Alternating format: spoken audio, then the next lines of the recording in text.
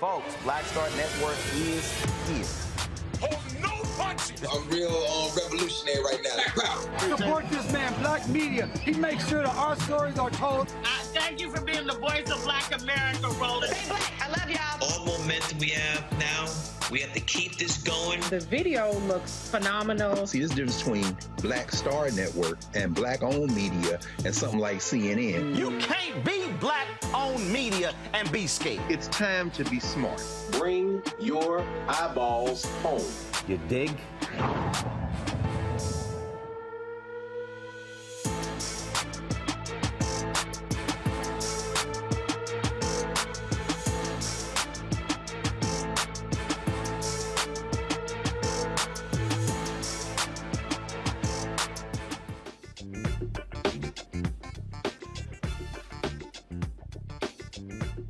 Coming up on Roland Martin Unfiltered, live from JSU TV at the campus of Jackson State University. I'll be giving the commencement speech tomorrow.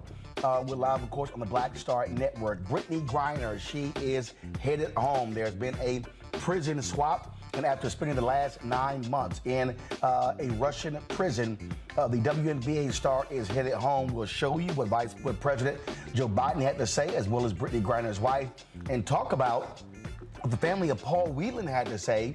He is the Marine who is being held there for 4 years. So we'll discuss that. Nola Haynes, of course, is going to be on with us, a national security expert, discussing that. Also, a 77-year-old Colorado grandmother, y'all. She's at home alone. Denver Police SWAT team storms her house looking for an iPhone, destroyed the place. 8 officers in full body armor. Wait until we show you the video. They tear up her home. She's not happy, and she is now ready to sue. Colorado ACLU is assisting her. I'll talk with the executive director tonight. After 3 days of testimony, the prosecutors in Texas have rested in the case of the former officer, on trial for the murder of Atiana Jefferson. We'll tell you about that. And also, he is the youngest mayor in the United States. 18-year-old brother, elected mayor in Arkansas. We'll have him right here on Roland Martin Unfiltered. Also, in today's Marketplace segment, a Black-owned company that features one-of-a-kind African-shaped bags, belts, wallets, and other items. We'll talk about their culturally inspired products. All that and more. It's time to bring the funk on Roland Martin Unfiltered on the Black Star Network. Let's go. He's got it. Whatever the biz, he's on it. Whatever it is, he's got the scoop, the fact, the find. And when it breaks, he's right on time and it's rolling. Best believe he's knowing. Putting it down from sports to news to politics. With entertainment just for kicks, he's rolling. It's on go, roll, y'all. It's Roland Martin, yeah. Rolling with Roland now. He's funky, he's fresh, he's real, the best, you know he's Roland Martin now.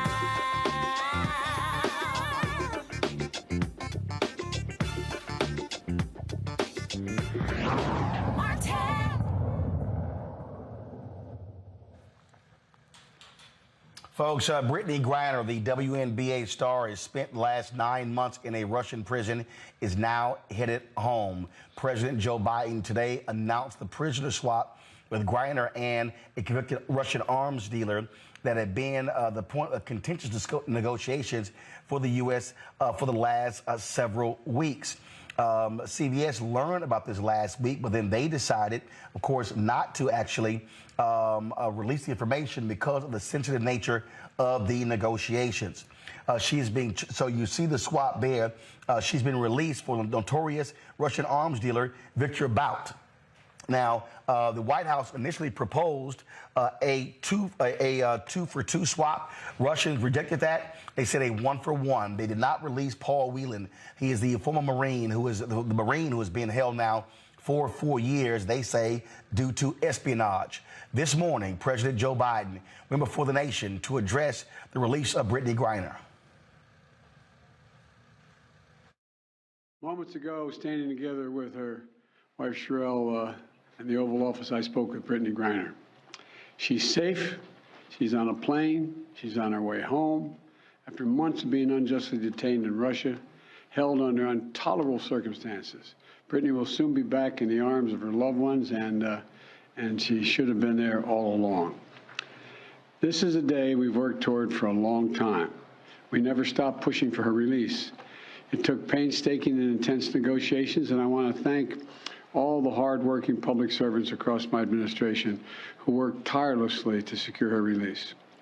I also want to thank the UAE for helping us facilitate Brittany's return, because that's where she landed. These past few months have been hell for Brittany and for Charlie and her entire family and all her teammates back home.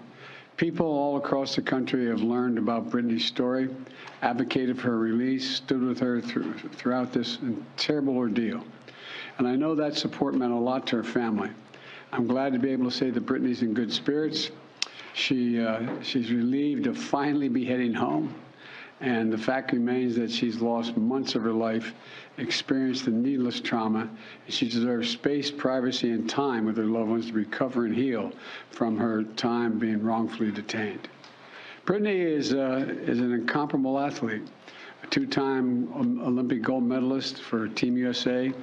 She endured mistreatment and a show trial in Russia with characteristic grit and incredible dignity. You saw Brittney Griner's wife, Sherelle, standing over President Joe Biden's left shoulder. Here's what she had to say. So over the last 9 months, you all have been so privy to one of the darkest moments of my life. And so today I'm just standing here overwhelmed with emotions, but the most important emotion that I have right now is just sincere gratitude for President Biden and his entire administration. He just mentioned this work is not easy, and it has not been. There's been so many hands involved, and so I'd like to take a moment to just specifically mention a few. Vice President Harris, Secretary Blinken, Jake Sullivan, Josh Geltzer from the National Security Council, Roger Cartson and Fletcher, Schoen from the Hostage Envoy's Office. A special thank you to Governor Richardson and Mickey, the Mercury players, the WNBA PA for your advocacy. And also, you guys may not know this, but my family has been tremendously supported by the Wasserman Agency. BG's agent, Lindsay Colas, has just been amazing for me and my family throughout this process. So today my family is whole, but as you all are aware, there's so many other families who are not whole. And so BG's not here to say this, but I will gladly speak on her behalf and say that BG and I will remain committed to the work of getting every American home, including Paul, whose family is in our hearts today. As we celebrate BG being home, we do understand that there are still people out here who are enduring what I endured the last 9 months of missing tremendously their loved ones. So thank you everybody for your support. And today it's just a happy day for me and my family. So I'm gonna smile right now. Thank you. Brittney Griner's WNBA team released the following statement. They are the Phoenix Mercury. They said, miraculously, mercifully, the count of days detained has ended at 294. And our friend, our sister, is headed back home where she belongs. The emotions for our organization, just like for our fans and so many across the world, are those of joyous celebration, deep gratitude, grief for the time lost, and sincere hope for all families still awaiting the return of a loved one. Now, the deal was the second one in 8 months between the United States and Russia. As I said, the United States failed to negotiate the release of Paul Whelan, an American Marine who has been held the last 4 years on espionage charges there in Russia. Joining us right now to explain what all this means is Dr. Nola Haynes. She is from Georgetown University School of Foreign Service. Doc, glad to have you here. So we've seen all of a sudden a lot of Twitter negotiators and foreign policy experts in international politics who are whining and complaining, saying, how dare President Biden leave a Marine behind?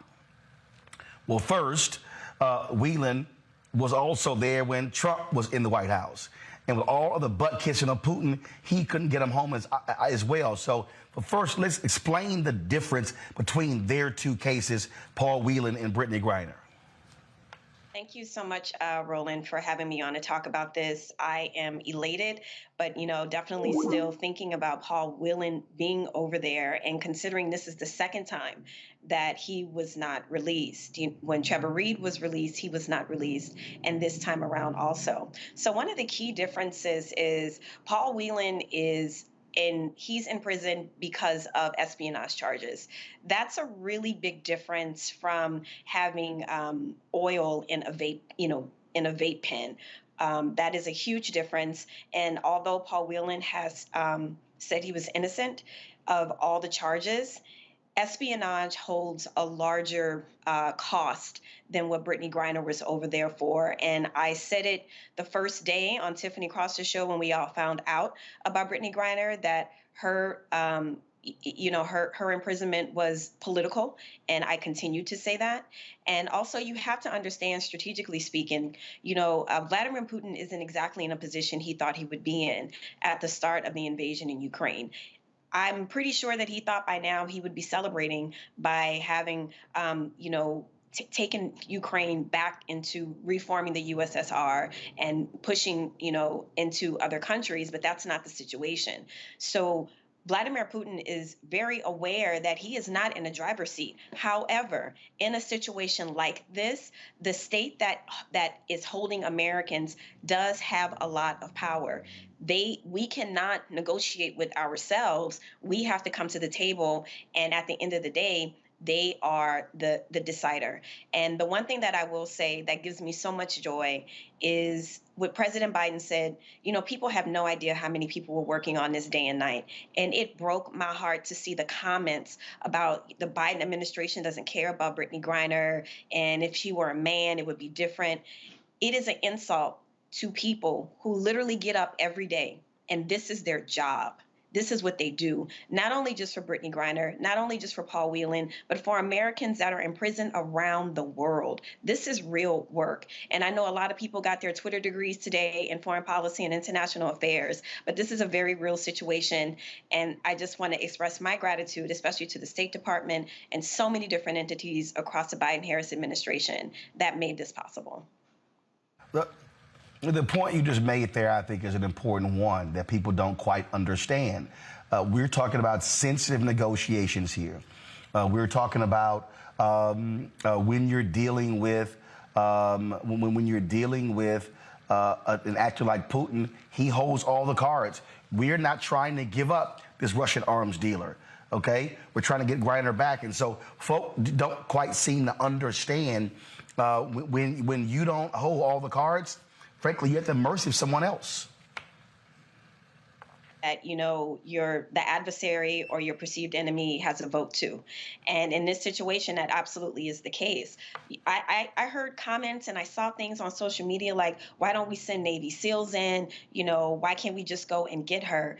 And I want to express something. This situation highlights why it is important for people that look like me and people that look like you, Roland, to actually be educated in foreign policy and international affairs. It's a reason why people like me are in these rooms, need to be in these rooms advocating for these exact situations. And not only that, but to come back and to educate people on an area, that Americans, frankly, across the board just really do not pay much attention to. And in this very politically charged environment, people will see a meme on Instagram or see someone tweet something without it being sourced, without it being credible, and they will take it and they will run with it, and that is dangerous. It's actually one of the things that Vladimir Putin is counting on. I mean, he knows our pressure points better than we do. He understands identity. He understands race and gender. He understands all of those things. And all you have to do is just pump social media with a lot of misinformation and disinformation. And in Brittney Griner's case, that is exactly what happened. But I'm happy today that a lot of hard work, a lot of hard negotiating paid off. And, for all of those, new foreign policy experts, I really want to give you the challenge to say, like all the TikTok challenges, actually really start to learn about this stuff. Foreign policy matters for your life here in the U.S. There is no difference between the connection between national security and foreign policy. It all matters. So hopefully this will be an opportunity for people to actually get in some of these, wonderful programs and get educated in these sorts, on these sorts of things, because we need to be in those rooms. We need to be in those spaces. Well, again, first of all, you got to remember we have to deal with the same, experts when it came to vaccines and stuff along those lines. So that's what you get these days. I had to blast Micah Parsons, who plays with Dallas Cowboys, who sent out some stupid tweets this morning. First of all, he tweeted to Biden, "We still not going to be voting for you." And then a bunch of people say, "Well, who the hell is we?" And then he tweeted something to the effect of, we left someone. He goes, "Wait, no, we left a Marine? Hell no." Then he got lit up by folks like me and others. Then he goes, "My last tweet was no shot at Brittney Griner. I'm super happy she's back home as she should be. I just have family who have served, and it's crazy. To me, the president wouldn't bring him home too. I'm the furthest thing from a Trump supporter, but I'm not a fan of Biden either." Well, that didn't work. So then he came back. Just spoke to some people that I respect and trust. I should have been more educated on the topic and not tweeted out of emotion for my family and others who have served. For that, I apologize. Also, if what I'm told about the attempts to bring retired Marine Paul Whelan home are true, then the best outcome was accomplished. I pray Mr. Whelan comes home, but I'm extremely happy for Brittney and her family. I am not too prideful to admit when I made a mistake. Well, that's what happens when, again, you're a damn football player and you don't know a damn thing about public policy. That's where you keep your damn mouth shut and you ask somebody first before you tweet. Mm-hmm. This idea of leaving him behind, it's like as if your mom dropped you off at your grandmother's house and then she wanted to go out and so she just left you there. It's not like that. It's not like the U.S. said, "You know what, we'll take Brittney and we're just going to leave Paul." That is not what happened. It was a deal that was you either take Brittney or nothing at all, because you're not getting both. People need to understand that this is strategy. This is Putin holding on to one of his last pawns on the chess table. His strength is waning.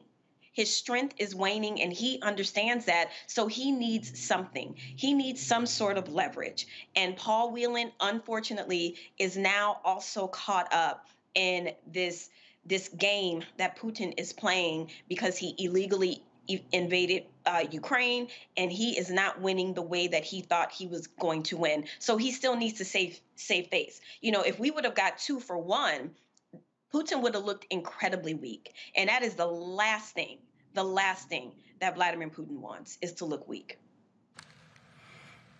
Well, and also, let's just be clear when we're talking about these cases and what we see right here. We have to understand what happens on the international scene. We have to understand what we're now dealing with. We have to understand that Putin is backed into a corner. But not only that, the family of Paul Whelan came out with a statement saying they understand and are appreciative of what happened. They have said that the Biden administration has done all they could, has been very aggressive. They said they actually heard more from the Biden administration than they did from Donald Trump. Mm-hmm. Absolutely. There are people throughout this administration that take their work very seriously. They're not just there to be there. We're talking about people's lives. We're talking about people's families. And we're also talking about U.S. reputation. I remember before President Biden got elected, and I was at an event in Los Angeles. And Axios asked me, why are you here? Why are you voting for President Biden? And my comment was, well, he's the foreign policy guy. And I stand by that today. If anyone was able to get Brittney Griner home, it would be the Biden-Harris administration from the foreign policy expert. All we have to do is look at what's been done to make sure that Russia does not advance beyond Ukraine, to be able to hold the international community together, to be able to rally NATO, and it's original intent. To be able to do that is no small feat, and that takes a certain skill set, and it takes a certain amount of people who know what they're doing, and it's an insult. It's an insult when we have the Twitter experts chiming in, because we are talking about real people with real experience, with their reputations on the line. And so they're not just showing up to work. I mean, I don't understand what they think people are doing when they show up to work, in these jobs. These people take this stuff very seriously. And I'm just tired. Frankly, I am tired of hearing from all the pundits and the experts, off in the corner about how much the Biden-Harris administration doesn't care and where are they and what they're not doing. Actually, you're not paying attention is what the real situation is. So let's go ahead and state that fact. That's the reality. And unfortunately, a lot of these people with platforms are misinforming people, and they're running off and thinking that they got this, this new information, and they're spreading it and spreading it and spreading it. And that is also yet another intention from Vladimir Putin. If he's not good at war strategy, one thing he's good at is information. As a former KGB intelligence spy, that's definitely one thing that he's good at. So, I say all that to say that if you really, really are interested in these things, if you're really interested in foreign policy, international affairs, go to school, read a few books. Do not get your education from Instagram and Twitter, because it really has long-lasting consequences. One of the reasons why people weren't talking about Brittney Griner's case is because you actually put her in more danger the more that it was talked about, the more that people were getting upset. You gave Putin more leverage, because it's exactly what he wanted to do. He wanted to cause chaos. He is a chaos agent. And so I'm just happy today that Brittney's on a plane and on her way home to her wife and family. And I hope that we give her the space and grace that she deserves, and also continue to play for Paul Whelan and his family. I'm going to bring my panel right now, Erica Savage. She is founder of the Reframed Brain podcast. Reese Colbert, founder of Black Women Views. Dr. Greg Card, Department of Afro-American Studies at Howard University. Glad to have all three of you here. Reese, I'll start with you. There were a lot of people who were advocating for Brittney Griner, WNBA, the league, the NBA, WNBA players, NBA Players Association, a number of other folks out there, a lot of African-Americans as well. And so, you saw a groundswell of folks, pushing and prodding this administration. And the State Department said that external pressure was indeed important. By keeping the attention on this issue. Absolutely. First of all, thank you, Dr. Haynes, for breaking it down. It's so good to be with you all today, and we're celebrating the release of Brittney Griner. And I think it's important to point out that this was not an inevitable result, and it did come as a result of the pressure externally and a result of the galvanization of the Biden-Harris administration and other partners like Governor Bill Richardson to bring BG home. And it's a damn good thing that we had a community that was actually tuned in and very much supportive about this, as opposed to the armchair quarterbacks in the comment section on social media who just learned about the Merchant of Death, Paul Whelan, and hell, even Trevor Reed and Brittney Griner's case today. And so this really is something that is to be celebrated. It was a huge injustice to Brittney Griner. And, it just goes to show the fact that there's any controversy at all with this kind of deal being made, how much Black women are still undervalued in this society. So I'm really side-eyeing people that want to say hashtag Black Lives Matter, but are willing to throw Brittney Griner under the bus. And be clear, if you are against this deal, then you're siding with Putin,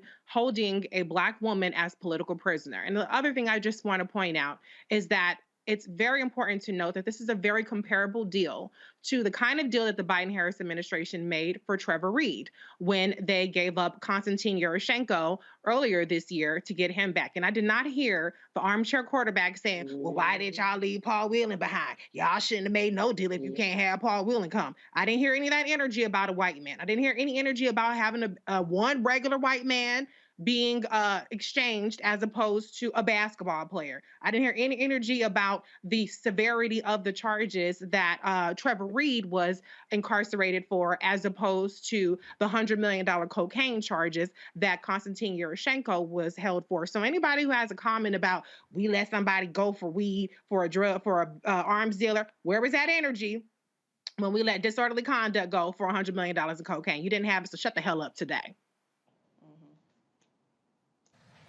Erica?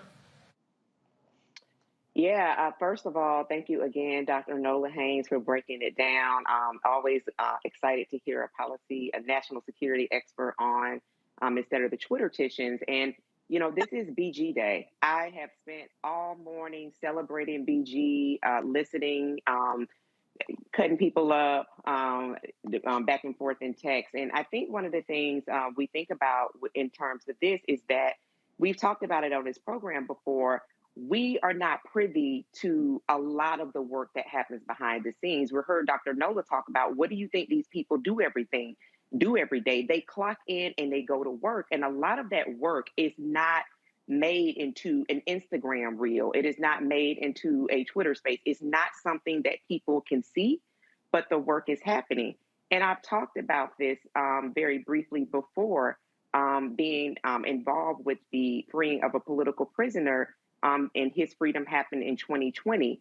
And I can say during that year of 2019 that we were traveling back and forth in country, the conversations that were happening on a high level, the places that we visited as a delegation and coming back, and the conversations that were happening back and forth between very high level lawyers and people that were a part of countries, is that the work that you don't see behind the scene is the work that we see it when that person is freed. And being able to meet that person made me think about, immediately I was able to meet him and his wife and his children when I saw a video of Brittney Griner today, and I think that her locks were cut. I'm thinking about all of the trauma, the malnourishment, what she has experienced in her physical as a woman, going through what we experience as women throughout our daily lives. And I'm thinking to myself, I really, really do pray that as she goes into different airports, that she's not triggered by any of the experiences that she has, but especially when she gets home, that she's in a place, hopefully a place, not necessarily her home, but in a place where she can get the rest and the medical attention she needs. We often hear this about people that are constantly causing trouble, your Kanye's and things like that. Folks are always talking about their mental space, but now is the time to really transfer or give that to a person who has gone through an extraordinarily traumatic experience. And I can share with you from sitting with a person who was a political prisoner that finally got to a place of where they were actually safe with their family, the coming down from that, the being able to feel relaxed and not to have to look over your shoulder, to be able to have a good night's sleep, takes incredible time. I hope that people will actually take off the comment section and just sit with the fact that this human being that has experienced traumas that many of us will never have to experience before in our life, that she's home and she gets the necessary treatment that she needs, however many months or years that takes for Brittney. But this is her day for her and her family. Very grateful to the Biden-Harris administration and all of the diplomatic and foreign people doing the work and did the work to make sure that she gets to a place of safety.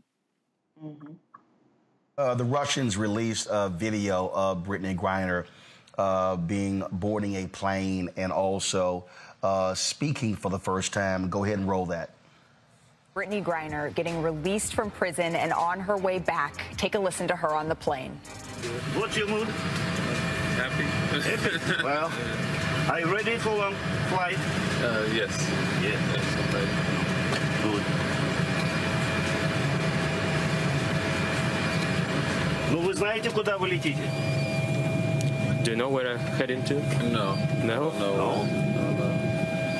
Вы летите домой. You fly back home. To the U.S. To the U.S. Да, конечно. Okay. What a pleasure it is to say this. Here is a first look. Greg Carr has indeed been a long, guys, killer video. Greg Carr has indeed been a long 9 months. And for Brittney Griner, it's over. I hope it's over, but as Erica said, I mean, there's reintegration into life, and I would say this: don't ask Brittney Griner any foreign policy questions. Okay, she got caught up. This is an unqualified success for her family. Now let's move to the broader thing. And I couldn't agree with you more, Dr. Haynes. We have to study some foreign policy. The other piece, I don't know who shot that video. I'd love to know, where they were doing the exchange and Brittney Griner went to move to, and I would bet my entire life that she shook hands with Victor Boot as they passed. But you saw they edited that out. Let's see it right here. See that right there? Anyway, the point is this. NBA, WNBA, professional sports pay the women so that they don't have to go overseas. Women, men, anybody traveling overseas, American citizens, if you end up in Russia, and there are still more American citizens there, don't have any hashish oil. Because see, what happened to Brittney Griner is she got caught up in a larger game. Let me be very clear about this. And you alluded to it, Dr. Haynes. The United States made the deal that it could make.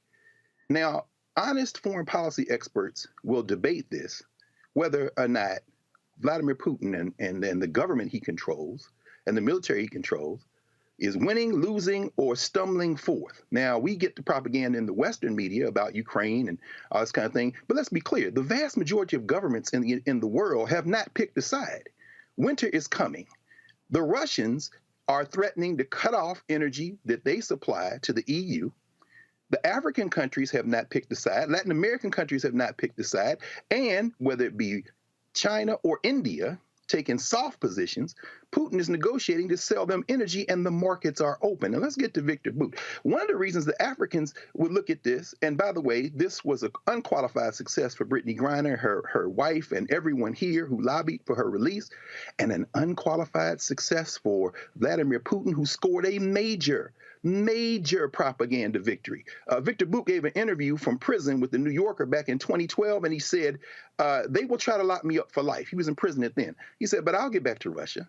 I don't know when, but I'm still young. Your empire will collapse, and I'll get out of here. Let me be very clear about who that man is right there. You see, everybody on the continent of Africa would like a word today. One of the reasons they haven't picked a side with the United States, regardless of United States foreign policy pressure trying to make the African countries side, is because that man right there, who cut his eye teeth in the mid-90s in Afghanistan with war, is responsible for pumping guns into Angola under UNITA and Jonas Savimbi, who, by the way, was a darling of Orrin Hatch in the right wing of the United States. He was responsible for pumping guns into Eastern Congo in the largest war in Africa with the most loss of life in a war anywhere in the world since World War II. He was responsible for giving guns to Charles Taylor and that crew, setting off violence in Liberia and neighboring Sierra Leone. And when they caught him in Taiwan, oh, no, Thailand, it wasn't Taiwan, it was Thailand. He was setting up a deal in Colombia. That man's not just responsible. I don't want to even get into Libya and all that. The bottom line is this. That man's responsible not for tens of thousands, not for hundreds of thousands, but for millions of deaths around the world. And finally, I'll end with this. Brittney Griner is and was a pawn in a much larger game of foreign policy. Russia is not only not even close to being finished in this, it is not, and it's not certain at all how this is going to turn out. And the United States of America, making the only deal it could, probably did that as much as a blow for propaganda as it did for anything else. So I am unqualifiedly happy for, fought for, lobby for Brittney Griner's release. And let's also be clear, two things can be right at the same time. In the rest of the world, Vladimir Putin scored a major victory today. I want to go back to Nola. Nola, and let me be clear. I'm not blaming Brittney Griner for anything, but I do, Nola, want to speak about this. You know, 16 years ago, producer Dallas Austin was jailed for a month in Dubai for having 1.26 ounces of cocaine. He was pardoned. There were people like Lionel Richie, Quincy Jones, Senator Orrin Hatch, and others who prevailed on the Dubai government to release him, and he can't return to Dubai ever again. Brittney Griner had been arrested. There were many other athletes who were aware of what was happening with the tensions between Russia and Ukraine, and they were leaving. While she was going there, many of them were leaving saying, hey, it's unsure. Can you just speak to why it's important?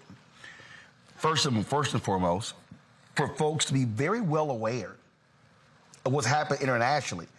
So we're not walking into a situation where, as an American, you're getting caught up in international conflict. That's one.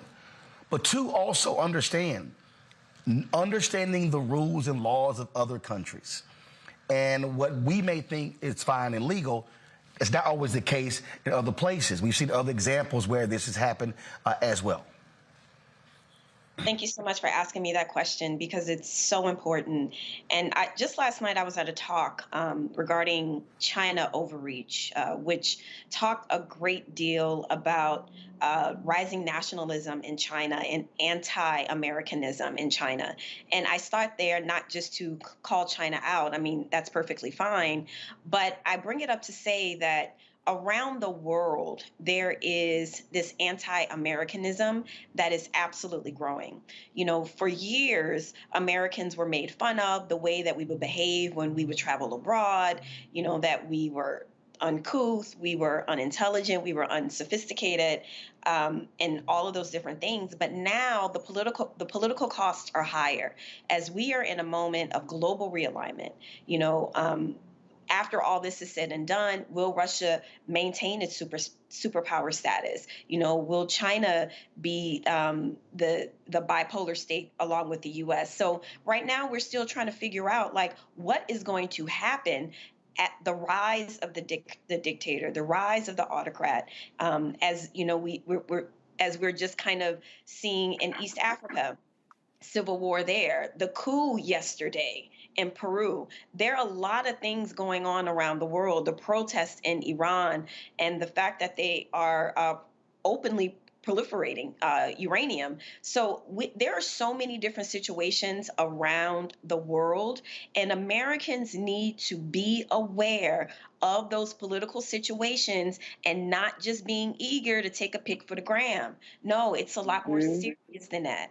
Just like even during quarantine, how all those Americans fled to Tulum, Mexico. And they were like, y'all not coming here with y'all mess, you know, just so you can be on social media and you can be in some, you know, quote unquote exotic location. We need to be more mindful of how we present ourselves when we travel. And then also, Roland, like you just said, the laws of that country. For instance, I remember when I was in Dubai, I was there doing Ramadan. And I was one time walking up the street and I was chewing gum. And I caught myself. I was like, wait a minute, I'm chewing gum and it's Ramadan, right?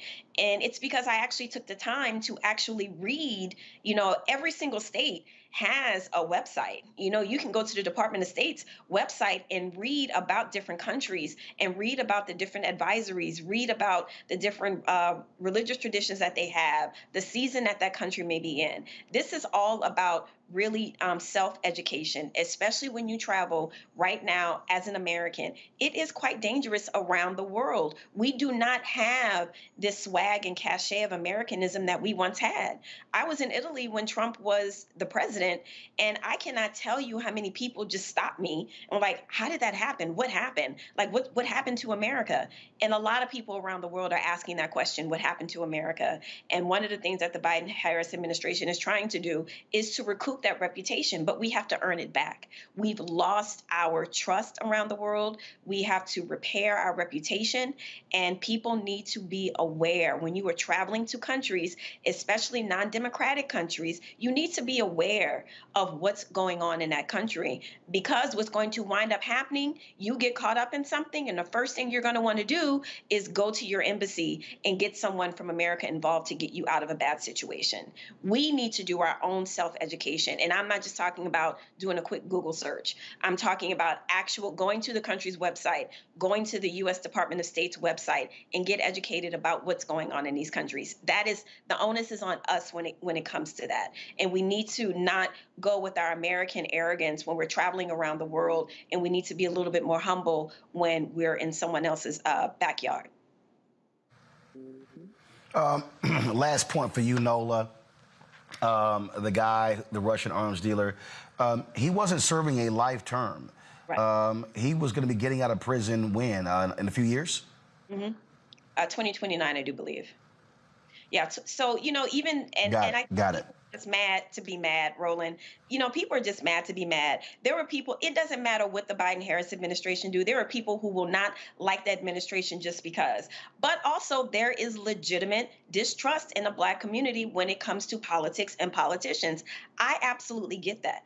I understand that. But for the folks, who it doesn't matter what happens or how it happens, they just will always believe that no politician, especially if you're white, has the best interest of Black people in mind. And like I said, that's not necessarily far-fetched. But in this particular situation, in one of the most successful administrations that we've had in modern history, you got to give it up. And a lot of that, I cannot understate, is because of those diverse voices that are in these spaces, that are having conversations and that are seeing things in a completely different way that, people weren't thinking about before. And being in some of these spaces, I can tell you that the things that matter to us, the things that we are pushing for, that we are advocating for, the push is so strong. The passion is so strong. You can see the result in these policies. Are we getting everything that we would love to get? Absolutely not.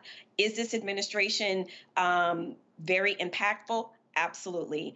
And I think that, for the people, in the corner, who will just not want to celebrate the wins however they come, that's fine. That's fine. That's cool. That's your prerogative. But what I will not do is to sit here and not give props to everybody who worked on getting Brittney Griner home, because it truly was a team effort. And I cannot understate that enough. I did not include at the top, but you also serve on an advisory panel for the U.S. State Department as well. So I meant to mention that in the introduction. Dr. Nola Haynes, I appreciate it. Thanks a lot. Thank you so much. Thank you, everybody. And Roland, I hope you get some rest as you've been working. Yeah, I got some good sleep last night, but I definitely going to get rest tonight before I got to give a commencement speech tomorrow at 10 a.m. But I certainly appreciate it. Thanks a lot. Okay. All right, folks, going to a break. We come back. We're going to talk about this case out of Colorado where a grandmother, y'all, minding her own business, gets her home stormed by SWAT members looking for an iPhone. They tear up her house. We will talk with the executive director of the ACLU is suing them on her behalf. Folks, don't forget to download the Black Star Network app. You can watch the show and the other shows that we have on the Black Star Network app. Download to your Apple phone, Android phone, Apple TV, Android TV, Roku, Amazon Fire TV, Xbox One, Samsung Smart TV.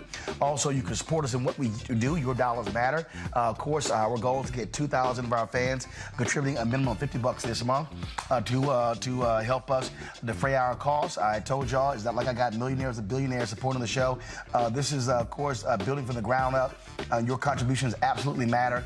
So send your check and money orders to P.O. Box 57196, Washington, D.C. 20037-0196. Cash App, $RM Unfiltered. PayPal is R Martin Unfiltered. Venmo is RM Unfiltered. Zelle is Roland at RolandSMartin.com. Roland at RolandMartinUnfiltered.com. And of course, get a copy of my book, White Fear: How the Browning of America is Making White Folks Lose Their Minds. You can get it at all bookstores, and you can also capture it online as well. Amazon, Barnes & Noble. Order through your favorite Black bookstore or download your copy on Audible. All right, folks, I'll be right back.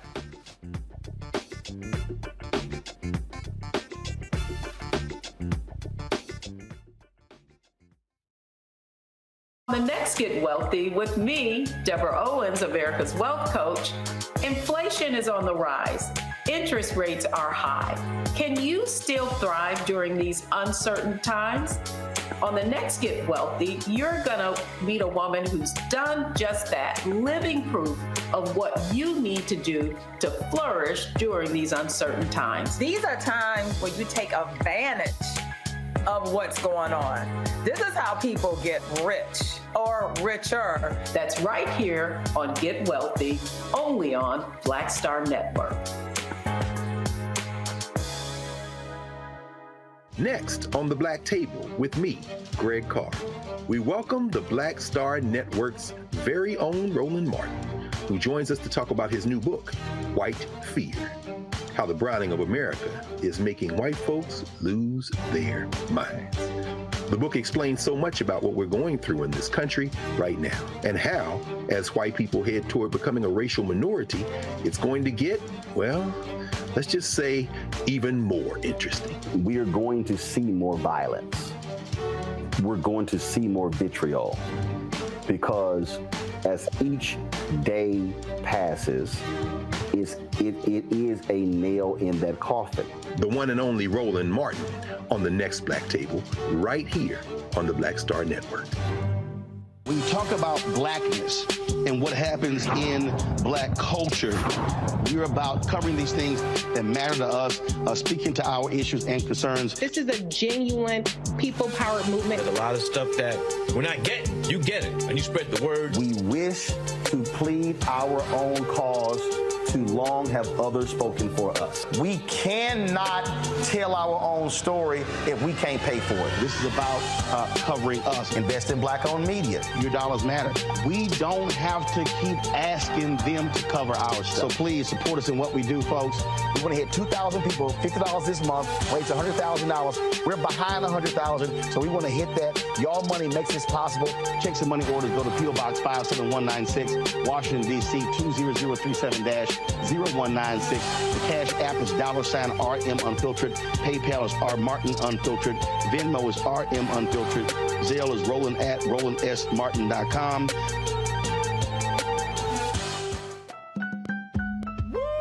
We're all impacted by the culture, whether we know it or not. From politics to music and entertainment, it's a huge part of our lives, and we're going to talk about it every day right here on The Culture with me, Faraji Muhammad, only on the Black Star Network.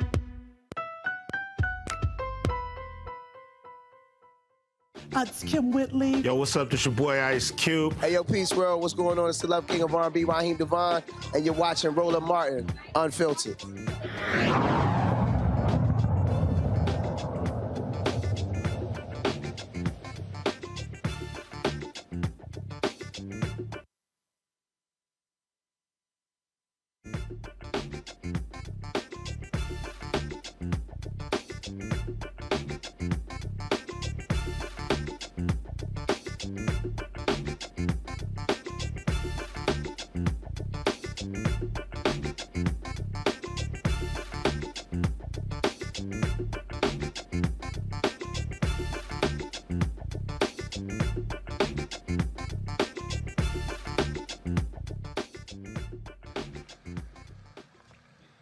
All right, folks, this strange story out of Colorado. A Colorado grandmother is suing police for a tragic mistake where they absolutely ransacked her home. Ruby Johnson filed a lawsuit against the Denver Police Department Detective Gary Stabb. Now, Stabb issued a search warrant after using a Find My iPhone app to find the location of several stolen items.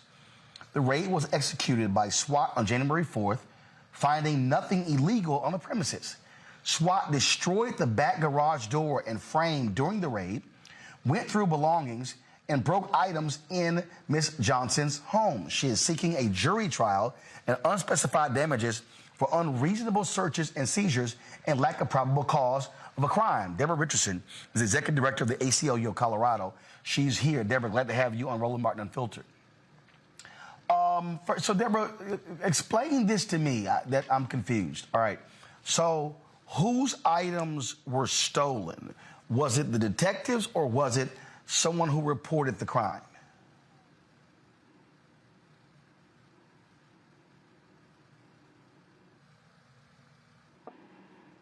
Deborah, can you hear me? I can. Okay. So, explain to me what happened here. Was it the detective's items? Was it somebody who reported the crime? What was the deal here? Well, what happened was that there was a report of a truck that was stolen, and the person whose the truck was stolen said that in the truck that there was some cash, some personal items, some guns, legally owned guns, and that there was an old cell phone in the truck that when he looked to ping it to where it was located, it came up to be Mrs. Johnson's home. And so the police, taking only on his word and with the ping that they saw, went ahead and got a search warrant.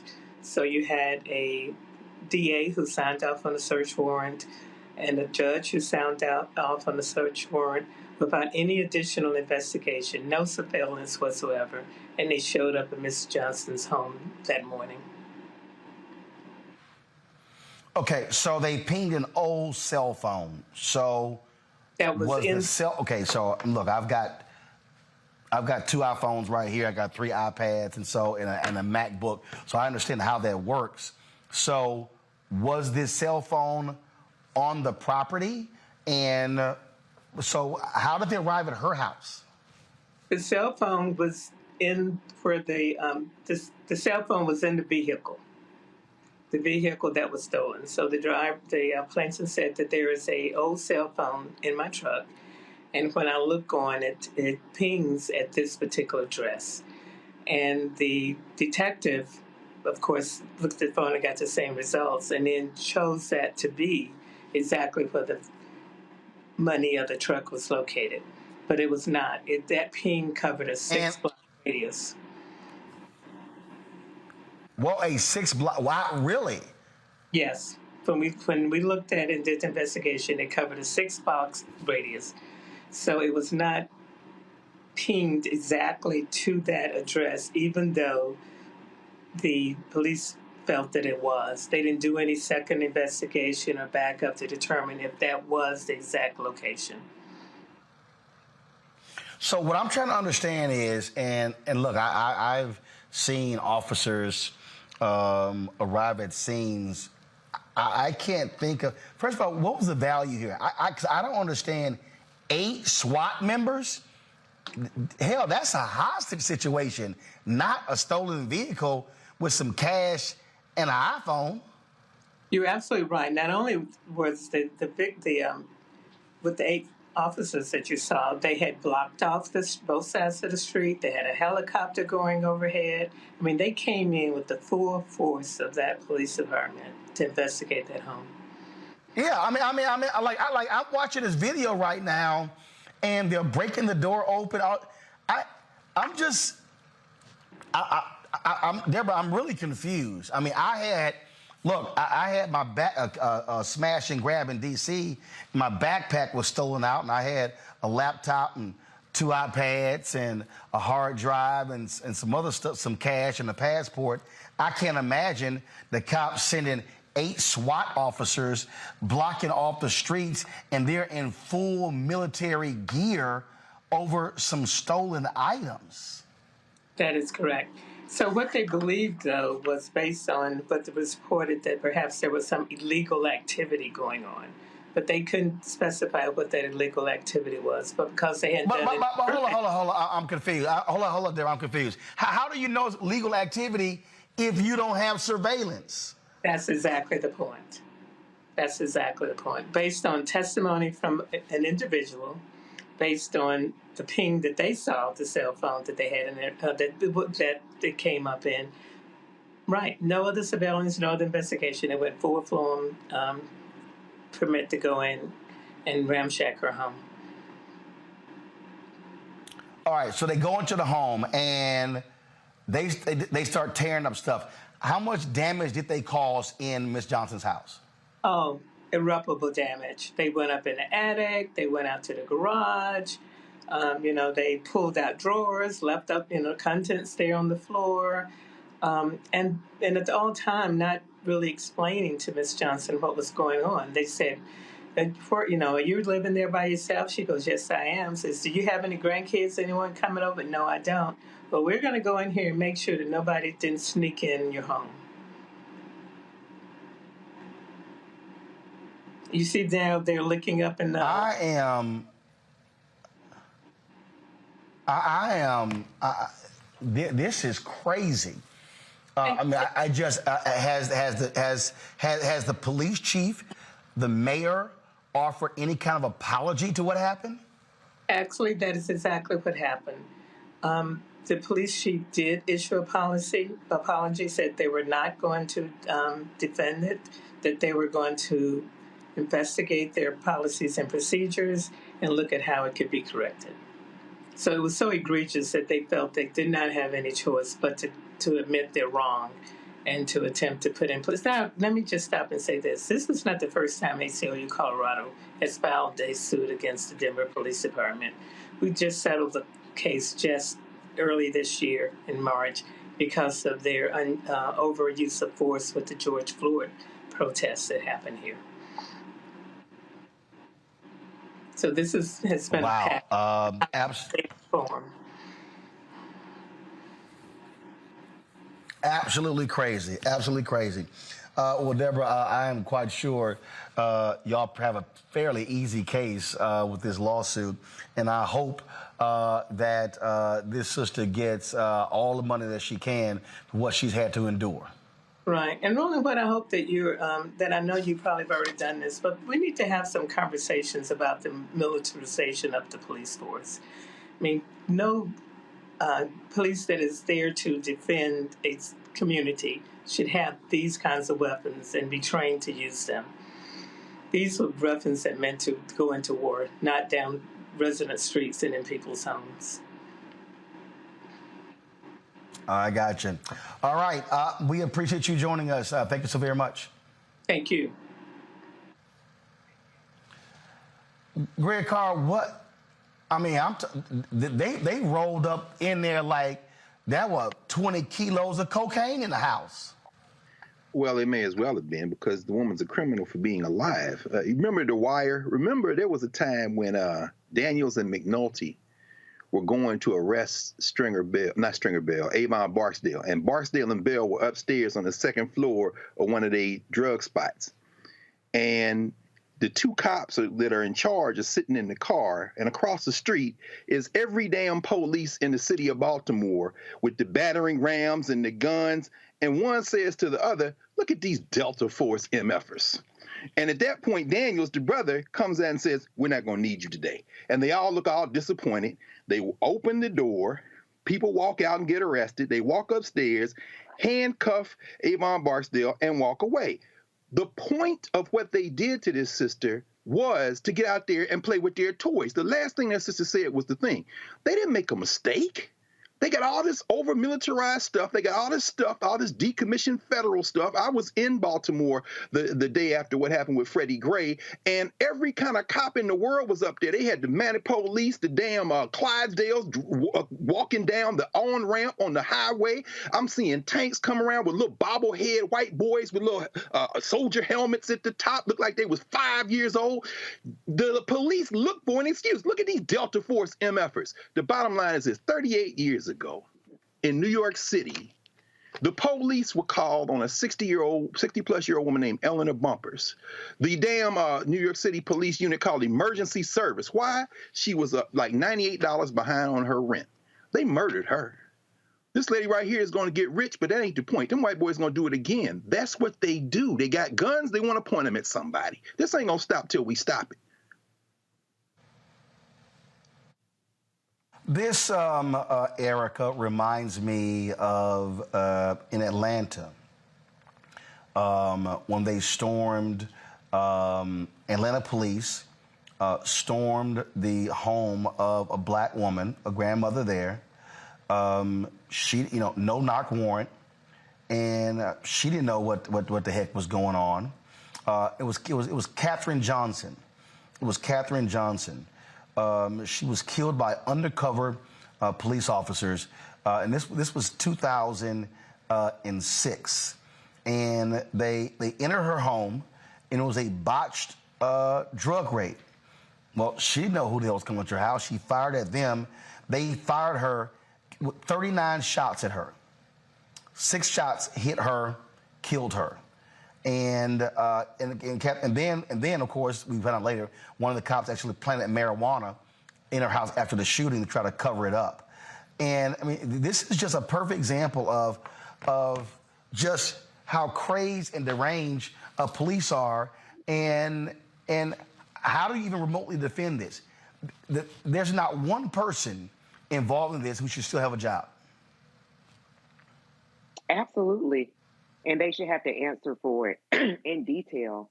They're not police officers because police officers, law enforcement, are really taxpayer-funded service, right?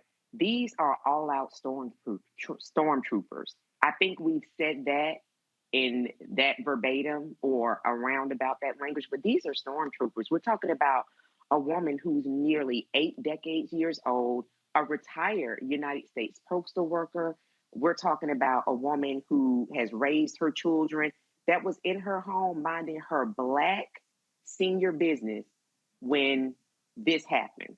And of course, immediately thinking about, again, irreparable trauma that has been imposed on this woman who has lived through civil rights, who has lived through Vietnam War, who's lived through some things in our country, to then have her country turn up this way to her. And even thinking about in the piece that your team sent, Roland, and reading about how Miss Johnson, because of the trauma that she experienced, she had to leave her home, and she went to live with her daughter for some time, and then went to live with her son for several months. And I believe it was the youngest one of whom these stormtroopers, when they completely broke into her home, since the warrant was a no good warrant, when they broke into her home, completely destroyed her home and broke fine collectives that she had, one of which that her youngest son gave her. And so just thinking about, she does not feel safe in her own home,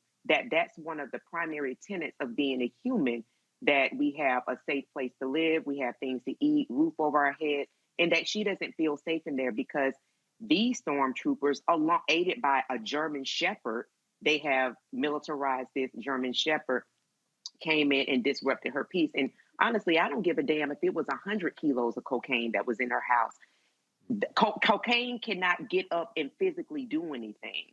What should have happened was that stormtroopers should not be able to arbitrarily, no matter what their rank is create an affidavit, create some type of warrant that says that, well, this is the reason why I need to go into the citizens' homes.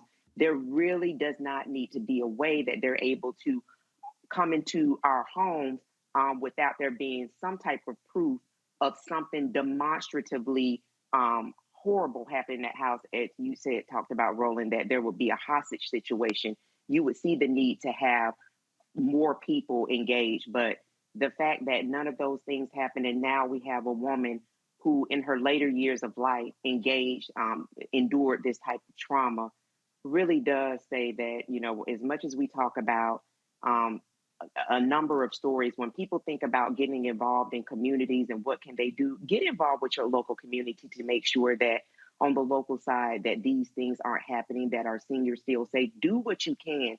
Don't engage in the things that don't do anything for the good of people. This is what community engagement will look like to keep people like Ms. Johnson feeling safe as best as we can, especially against stormtroopers. Reese? You know, I think the reason why we see this kind of response is because it's a disproportionate response. When we had 376 officers outside of Uvalde, I know that's a different state, them motherfuckers didn't do nothing. They sat there for 40-something minutes while kids were being slaughtered, arresting parents trying to get to their kids. And so, as Dr. Carr pointed out, this was nothing but people playing with their toys and seeing an opportunity where they knew wasn't really that much danger for them, because we're talking about a so-called stolen car. We weren't talking about a hostage situation, as you all pointed out. We're talking about a car, which, by the way, they didn't see because it wasn't there. And they said, let's assemble the boys, the stormtroopers, as Erica put it, so that we can go terrorize somebody. Best case scenario, they get to kill somebody, they get to get off a few shots. Worst case scenario, they end up getting sued. Either way, they get their rocks off and they have no personal consequences for this kind of disgusting behavior. And this, unfortunately, is what we've come to expect to see from these powder roller stormtroopers and these pigs out there terrorizing innocent people. There should be consequences for lying in an affidavit. There should be consequences for making up evidence. But we saw in the Breonna Taylor case that there isn't. We saw in this case there isn't. unless you get paid. That's the only thing that you have in terms of some sort of recourse. But the trauma is something that this, woman has to live with and her family has to live with. So it's disgusting, but unfortunately, this is just another day in America. But if I can go back to one point about Brittney Griner, I just want to point out, and I know nobody was blaming Brittney for her detention, but if we're going to bring up the law and the fact that there are laws that need to be followed, I just want to also bring up that Russia did not follow its own laws when it came to the sentencing and sentencing her to a 9-year prison term for something that typically would have been a ticket. And so I agree that we need to be prepared. I agree that we need to do our due diligence, but let's also recognize that this was a case of wrongful detention. It wasn't a case of a proportionate response to the crime that she was alleged to have committed. It was a political prisoner situation. And ultimately, when you are a prime target for that, you could follow the rules to a certain extent, and you're still going to end up in that situation. So I think that one of the things that the Biden-Harris administration did mention today is making sure they put out these advisories. But a political prisoner is a political prisoner, irrespective of the nature of the crime that they're alleged to have committed. I got you. Greg Carr. No, I mean, you started with me. We the Fed's going to have no. The point I want to come back, Greg, is this here, and this is a perfect example when you see this over the top reaction. There's a black mayor there in Denver. Okay, this is an example where they shouldn't be waiting for an investigation.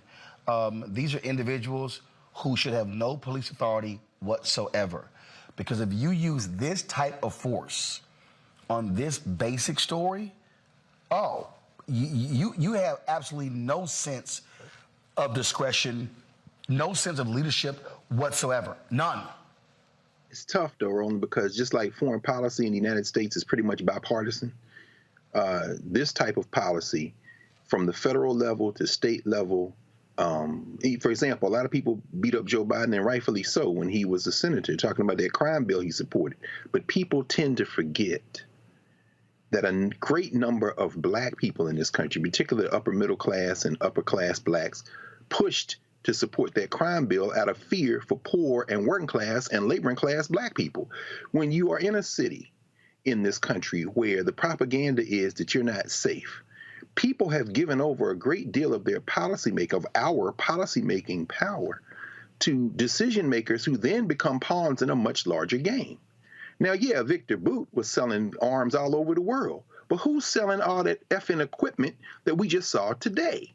There are billion-dollar contracts that are domestic contracts. They got to do something with that. And some of that equipment that these white boys and Negroes dressed up in the Patarola uniforms used, some of that equipment is decommissioned military equipment from the United States of America.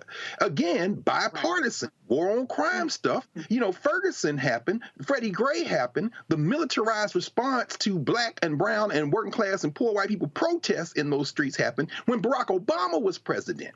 Now, what we have to do now is force our policymakers, elected officials, whether it be mayors, city council. First of all, if you're a mayor or a city council person, you need to stop accepting all this damn equipment and get your damn police force in check. But what you see, Roland, and you know this better than I do because you've covered this at every level of government in this country. The minute you get a mayor or a city council that say they're not going to do that, if you were one of them white nationalist states, they try to take that power out to the county or to the state legislature that they're getting ready to try to implode with this new Supreme Court case they argued yesterday. They're trying to take away people's ability to stop this kind of foolishness. And then finally, if you're at the federal level, Congress people, senators, executive branch. If you are at that level, you got to be a policymaker now that says we're going to cut off these damn contracts to these arms dealers that are domestic and get these tanks, get this flak jacket stuff, get these AK-47s, get these assault rifles out of the hands of these 18 to 26-year-old Call of Duty playing, steroid pumped up, kill everybody moving white boys. This is bigger than simply slapping them and getting a lawsuit. This is much bigger than that. It's an interlocking thing. Indeed. All right, folks, hold tight 1 second, and we come back. He was elected the youngest black mayor in the country, 18-year-old Jalen Smith. We'll talk to him next, right here on Roland Martin Unfiltered. I'm broadcasting live from JSU TV on the campus of Jackson State University, where I'll be giving the commencement address tomorrow morning. Folks, be sure to support us in what we do. Download the Black Star Network app, available on all platforms: Apple phone, Android phone, Apple TV, Android TV, Roku, Amazon Fire TV, Xbox One, Samsung Smart TV. Support us as well by joining our Bring the Funk fan club.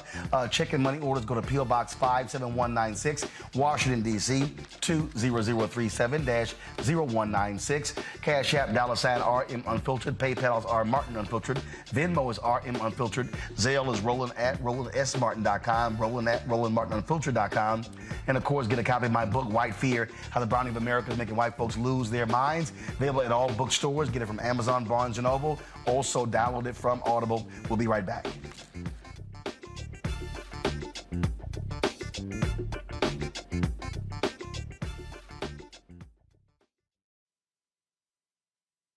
On the next A Balanced Life with me, Dr. Jackie, 'tis the season, tree trimming, party going, and gift giving. And I don't know about you, but for me, sometimes it can be overwhelming, and sometimes it's just downright exhausting. Surviving the holiday season, we got tips for you for staying sane, solvent, striving, and thriving, and sometimes keeping a little money in your pocket. 2 things just out of the gate: set boundaries and set a budget. On a next A Balanced Life, right here on Black Star Network with me, Dr. Jackie. How y'all doing? It's your favorite funny girl, Amanda Seals. Hi, I'm Anthony Brown from Anthony Brown and Group Therapy. What up, Lana Well, and you are watching Roland Martin Unfiltered.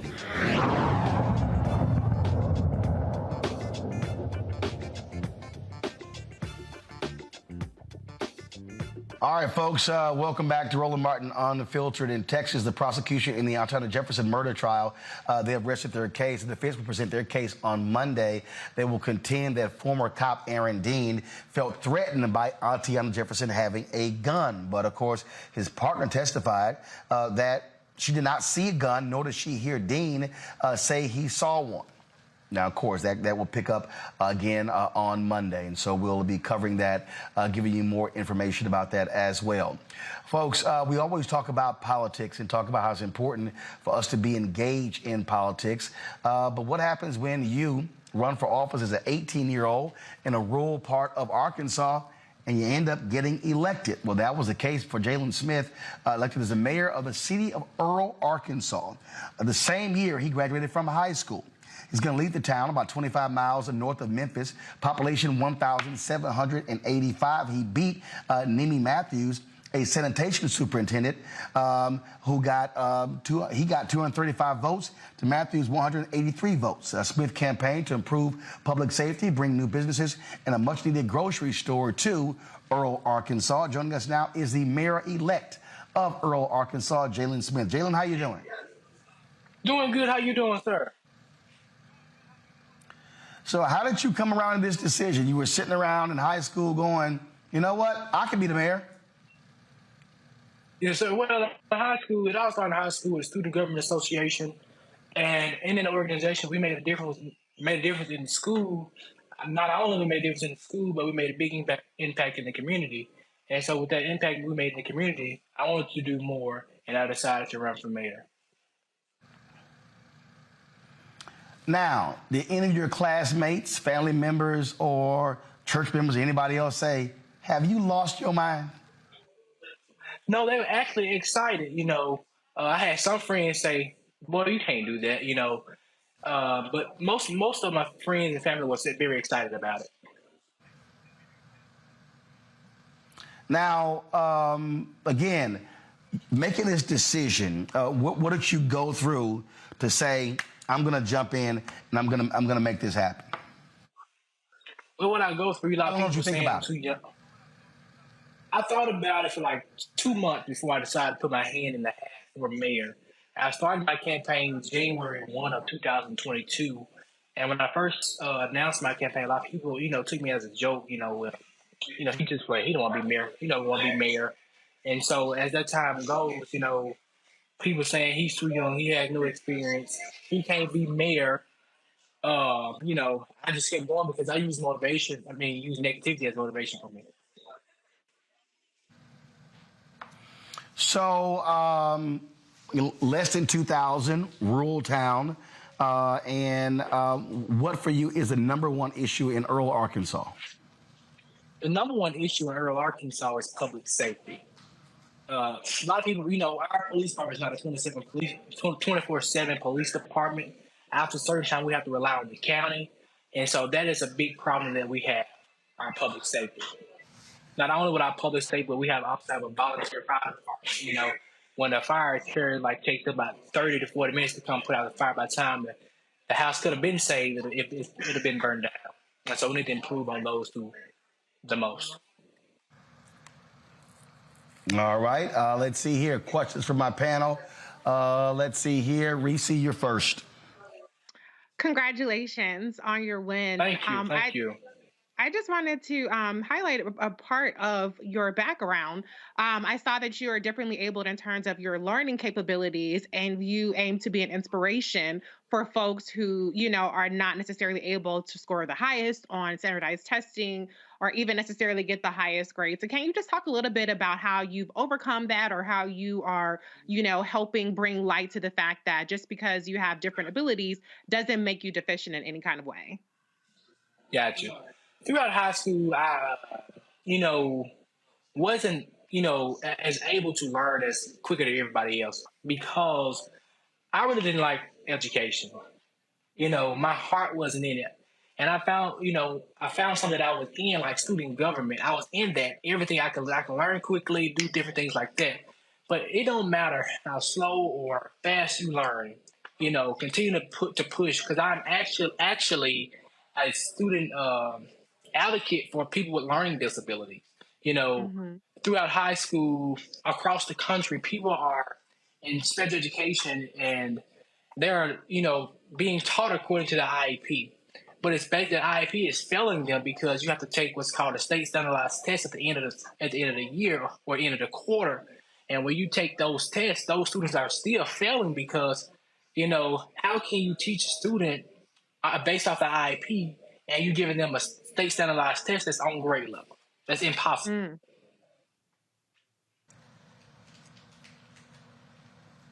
I just encourage, all right, Erica. Mayor-elect Smith, congratulations. Definitely an honor to speak with you today. I, along with Reese, was really interested in your background. I'm glad that she pulled that forward and you asked that. And along those lines, could you also talk to us a little bit around, you said that some of the things that you really wanted to do was to meet with your state senator. You definitely want to meet with the governor. What do you see as the vision for Earl in Arkansas? Well, the vision I see, everybody working together as a team, not only the league, but the city council and the people. And, having our state legislators on board to bridge the gap will be perfect, because now we don't have that good relationship with our legislators. If we had our senator, our state representative, our state senator, our U.S. congressman, our U.S. senator, bridging the gap, Earl could be more sufficient. And, as being mayor, I want to bridge that gap between our state legislators.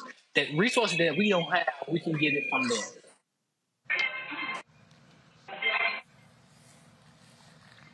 Greg Carr. Thank you, Roland, and congratulations, brother mayor-elect. When I was just a couple of years older for you than you, there was a cat in Louisiana named Cleo Fields. He was at Southern University at the time, and he ran for the state legislature and won. He became a congressman, went back and forth, wondering whether or not mayor is the ceiling of your political aspiration.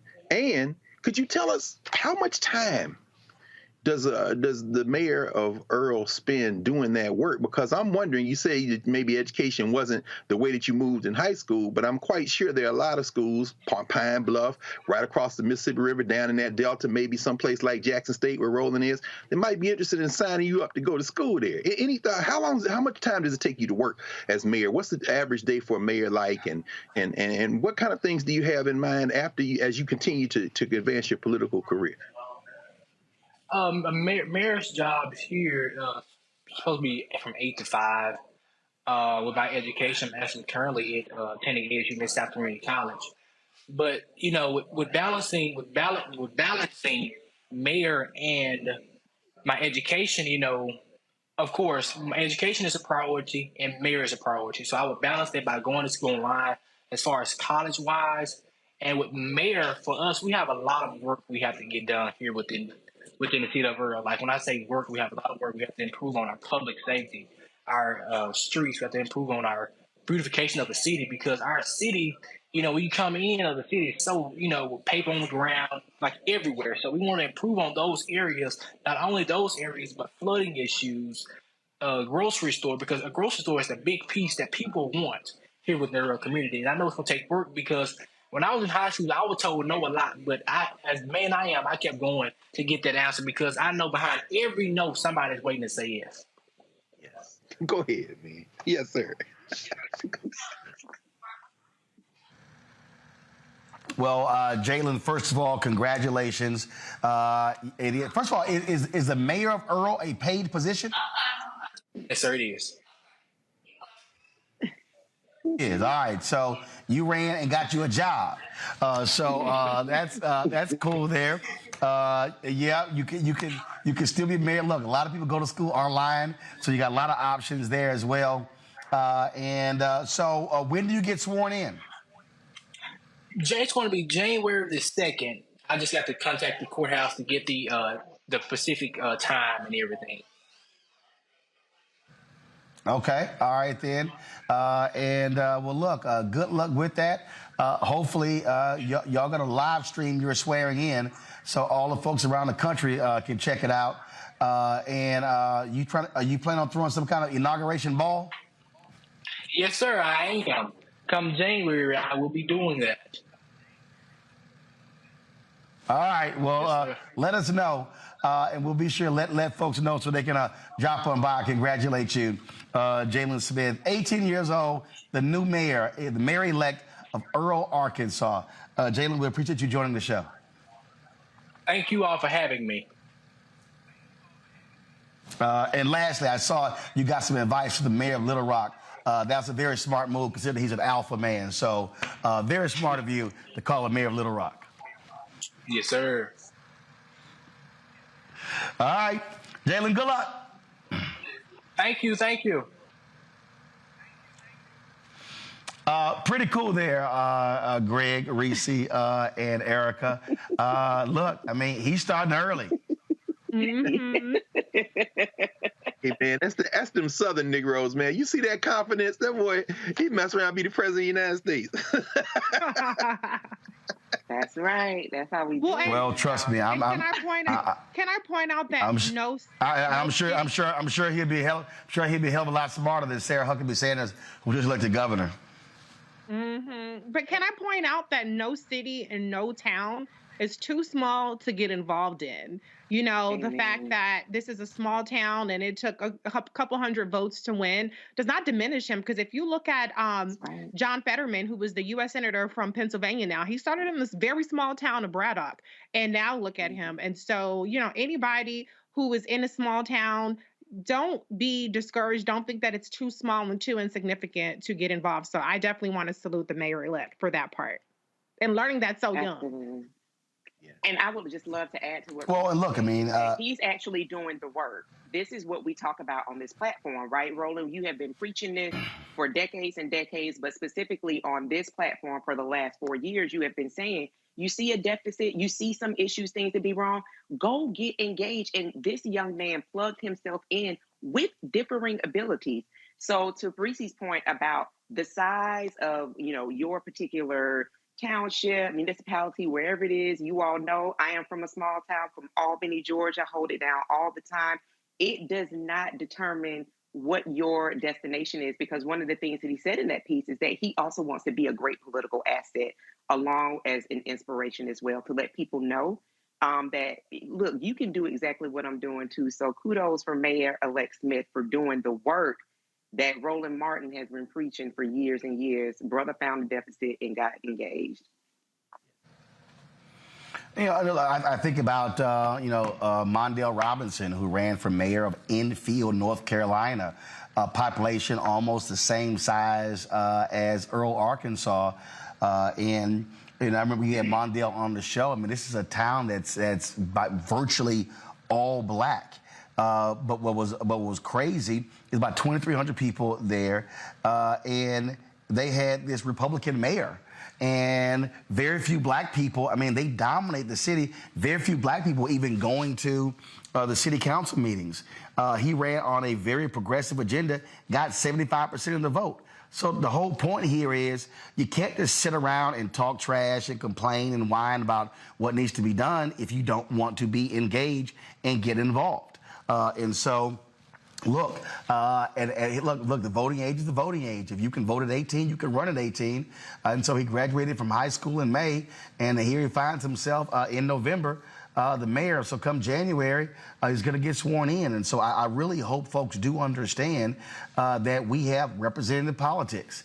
And there are rural towns, there are small cities, suburban towns around major cities where people can run. And y'all hear me say all the time as well that all these elections, I mean, I was on a chat last week and the people complaining, oh my God, you got to raise lots of money. No, there are a lot of elections out there that don't require a lot of money. It's just a matter of you get involved. I just think just a lot of people are hoping somebody else stands up and does the work. And a lot of us just want to sit around and complain. Hey, Roland, while you down there and going to speak to the Jackson State Tigers, and I don't want nobody mad at me from Arkansas Pine Bluff, but maybe whisper in the ear of the president of Jackson State, tell him maybe he might want to offer him a scholarship for one of them online degrees. Because he's in the Mississippi Delta, right down the street. Oh, yeah. You know? I like that. No, absolutely. I mean, that's exactly what should happen. And so I would hope that any number of HBCUs out there see this story and say, hey, man, we'd love to have that student, that young man to be a student at our university. And so, again, great story, and we're glad we reached out to him, able to get him on the show. All right, folks, got to go to a break. We come back more on Roland Martin Unfiltered, our Black and Missing. We'll also give you an update, some headlines as well, plus our marketplace segment. So, and all that more right here on Roland Martin Unfiltered, broadcasting live from the campus of Jackson State University. We'll be right back.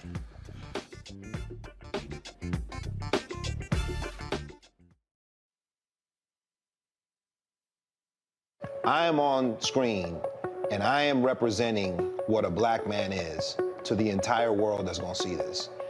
And this might be the only black man, a representation of a black man that they see. Right. So I am responsible. Right.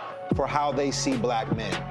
And it's my responsibility to, if I am not playing an upstanding, honorable, someone with a strong principle or moral core, to make sure that this character is so specific, right, that it is him, not black men.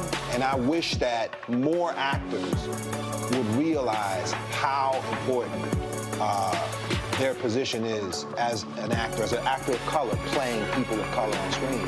Because there are people that see us all over the world in these different images that we portray. And not everyone knows black people to know. Yes. That's not all.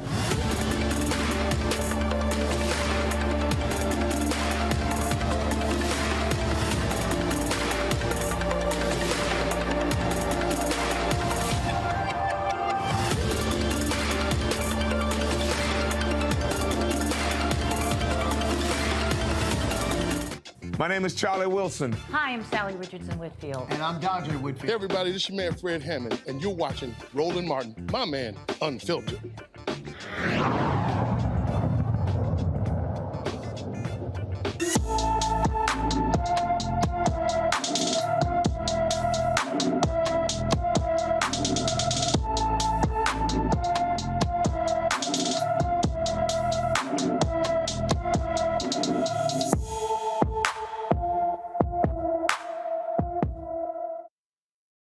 Folks, we told you about 17-year-old Maya Manuel in May. She is still missing.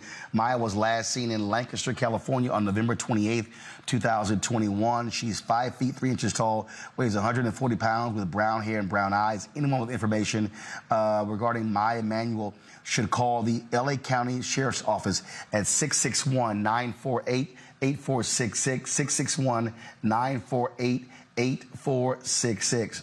A former cop in Louisiana sentenced to 78 months in prison for the assault of an arrestee, a former police officer of the Monroe, Louisiana Police Department, Jared DeSadier, was sentenced to more than 6 years in federal prison and 2 years of supervised release for his role in the assault and cover-up of arrestee Timothy Williams in 2020. DeSadier was caught on a fellow officer's body cam running towards Williams and kicking him in the face while he was handcuffed. Now, the other thing is, he actually asked the cop, was his body cam still on? And he was actually caught on camera. See, this is the thuggish behavior we always talk about, Reese, Erica, and Greg, with these cops. And one, this is why body cam footage is vital. And two, this is also why it's important to have an aggressive civil rights division in the Department of Justice, because that's how this guy was convicted, Greg. Absolutely right. And it was very telling in the press conference when we heard, of course, again, Kristen Clark, we got to keep saying that, and seeing what that sister's doing, when her lawyers were saying, this sends a signal that you have to stop this kind of behavior, and it doesn't matter whether the camera is on or off. But quite frankly, again, we raise this question again, would this have found its way to the light of day had that camera indeed been off? I mean, it really does send a chilling effect. Again, all these devices we have, I saw it yesterday here in downtown, right up here on Georgia Avenue. There was a brother who's clearly not clear in his thinking, and I heard somebody, a loudspeaker, say, "Get away from the car, get away from the car." I looked around, and this black man was pointing at this police car, and this cop had the loudspeaker on. "Get away from the car, The cop got out of the car and went around to confront the brother, but everybody near there pulled out their cell phones. And from across the street, I said, "Leave that man alone." He looked around, he looked at everybody, he got back in his car. Get involved. What you just heard Erica say and Reese say, electoral politics, run for office, but also, you stop the damn police. Sometimes when you bear witness, if enough people do that, and this is another example, he wanted that camera off so he could do what he wanted to do.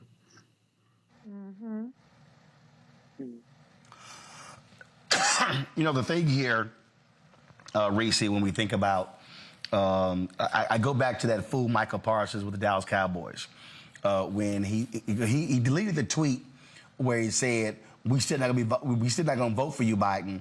Let me remind people, the Trump DOJ, Jeff Sessions and Bill Barr pulled back on the prosecution of cops.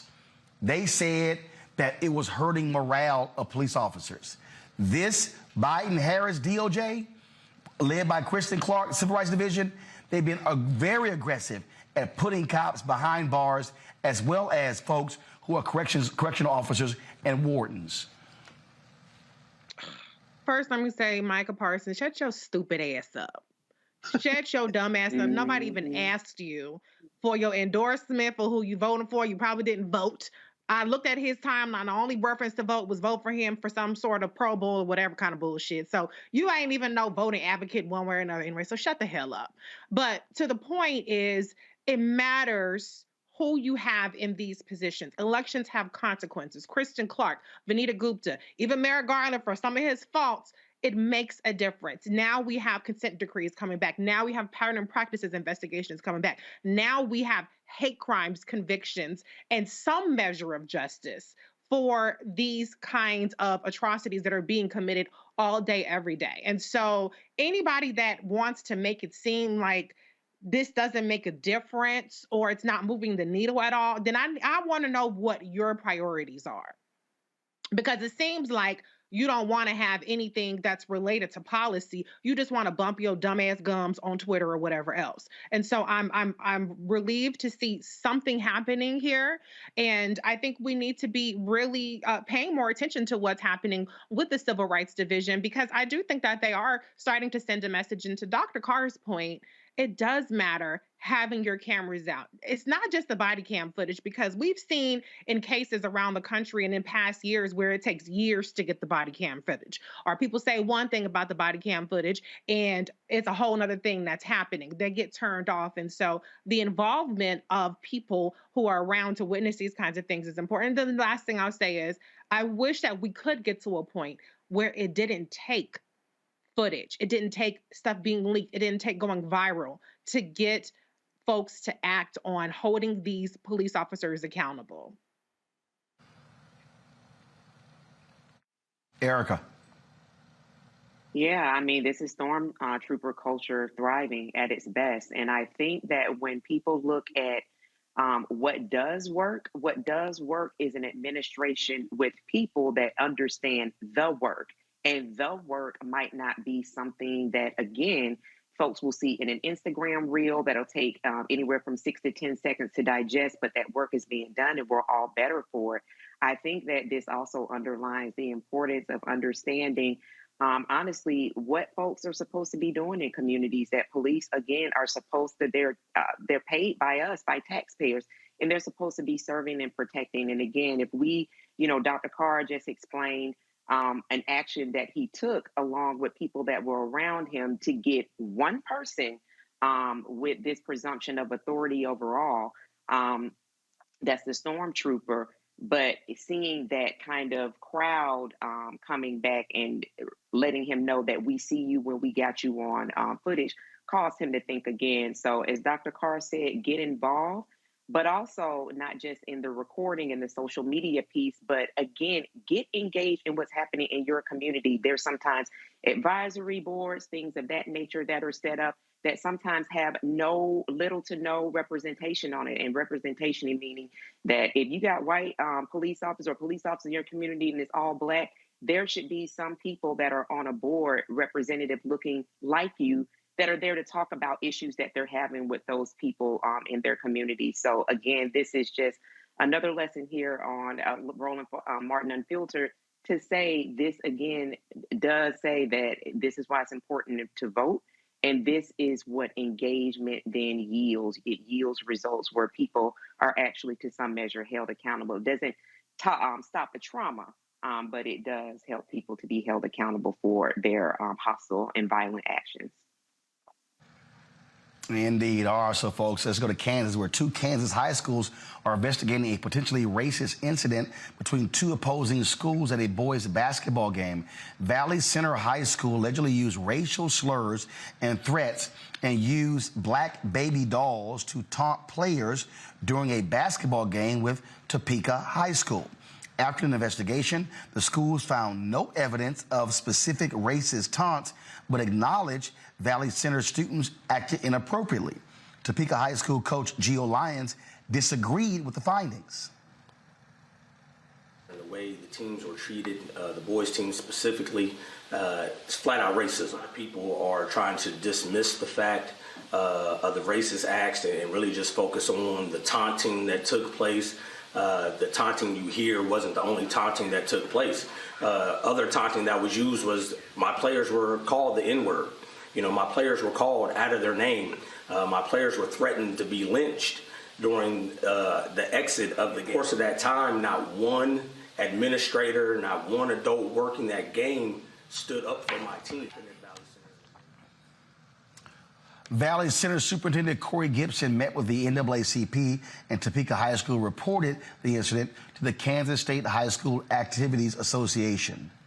New York City Mayor Eric Adams has appointed the first Black woman to serve at the city of New York as deputy mayor. Sheena Wright currently serves as New York's deputy mayor of strategic initiatives and is the former president of the United Way of New York City. Wright will step into the position in January after former first deputy mayor Lorraine Grillo's departure in November. The Respect for Marriage Act is on its way to President Biden's desk to be signed into law. Today, the House passed the measure 258 to 169. The Senate passed it 61 to 36 last week.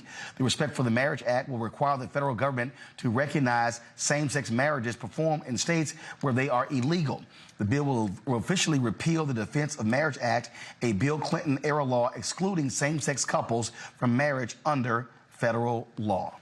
All right, folks, time to go to a break. We come back, our marketplace segment, where we're talking about a company that is selling African-themed items. We'll tell you more about it next on Roland Martin Unfiltered, right here on the Black Star Network.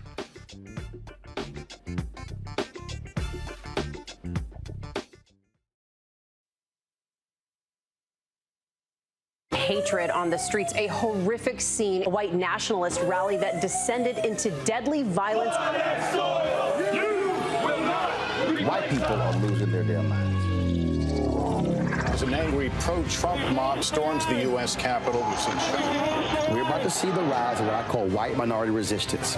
We have seen white folks in this country who simply cannot tolerate black folks voting. I think what we're seeing is the inevitable result of violent denial. This is part of American history. Every time that people of color have made progress, whether real or symbolic, there has been what Carol Anderson at Emory University calls white rage as a backlash. This is the rise of the Proud Boys and the Boogaloo Boys. America, there's going to be more of this. Here's all the Proud Boys, guys. This country is getting increasingly racist in its behaviors and its attitudes because of the fear of white people. The fear that they're taking our jobs, they're taking our resources, they're taking our women. This is white fear.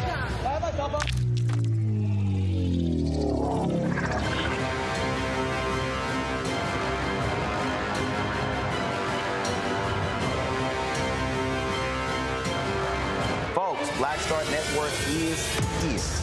Hold no punches. I'm real revolutionary right now. Support this man, Black Media. He makes sure that our stories are told. Thank you for being the voice of Black America, Roland. Stay black. I love y'all. All momentum we have now, we have to keep this going. The video looks phenomenal. See, this difference between Black Star Network and black-owned media and something like CNN. You can't be black-owned media and be scared. It's time to be smart.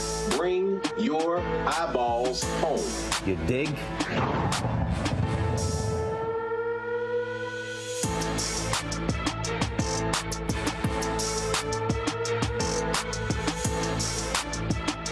When you talk about blackness and what happens in black culture, we're about covering these things that matter to us, speaking to our issues and concerns. This is a genuine people-powered movement. There's a lot of stuff that we're not getting. You get it, and you spread the word. We wish to plead our own cause. Too long have others spoken for us. We cannot tell our own story if we can't pay for it. This is about covering us. Invest in black-owned media. Your dollars matter. We don't have to keep asking them to cover our stuff. So please support us in what we do, folks. We want to hit 2,000 people, $50 this month, raise $100,000. We're behind 100,000, so we want to hit that. Y'all money makes this possible. Checks and money orders go to P.O. Box 57196, Washington, D.C. 20037-0196. The Cash App is $RM Unfiltered. PayPal is R Martin Unfiltered. Venmo is RM Unfiltered. Zelle is Roland at RolandSMartin.com. Next on the Black Table with me, Greg Carr, we welcome the Black Star Network's very own Roland Martin, who joins us to talk about his new book, White Fear: How the Browning of America is Making White Folks Lose Their Minds. The book explains so much about what we're going through in this country right now, and how, as white people head toward becoming a racial minority, it's going to get, well, let's just say, even more interesting. We are going to see more violence. We're going to see more vitriol, because as each day passes, it is a nail in that coffin. The one and only Roland Martin on the next Black Table, right here on the Black Star Network. My name is Charlie Wilson. Hi, I'm Sally Richardson Whitfield. And I'm Dodger Whitfield. Hey everybody, this is your man Fred Hammond, and you're watching Roland Martin, my man, Unfiltered.